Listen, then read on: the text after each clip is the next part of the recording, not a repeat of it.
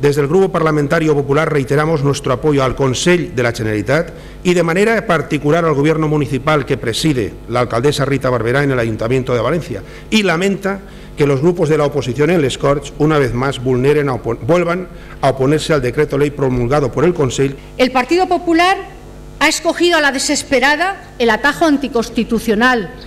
y cuando además en estos momentos debería hacer absolutamente todo lo contrario. Lo que ustedes deberían hacer en estos momentos es ponerse a trabajar para rehabilitar el barrio sin destruir, es ponerse a trabajar para reforzar los servicios municipales en un barrio, los servicios sociales en un barrio para cada vez más degradado, y con una responsabilidad manifiesta del equipo de gobierno de la ciudad, que además han dejado de lado a los vecinos, han dejado de lado los servicios de seguridad en el barrio, han dejado los servicios de limpieza de lado. Ahí no pasa un camión de basura, ahí no pasan los servicios esenciales para mantener vivo un barrio. Y eso es lo que ustedes han hecho.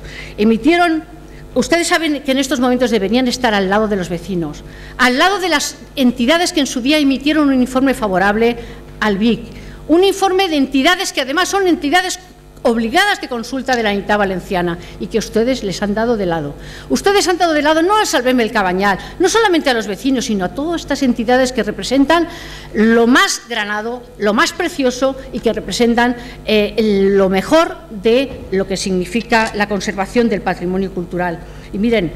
ese es el camino y no el de la confrontación, la vulneración del Estado de Derecho, el victimismo y la humillación de los valencianos y de las valencianas, porque esto para nosotros es una humillación.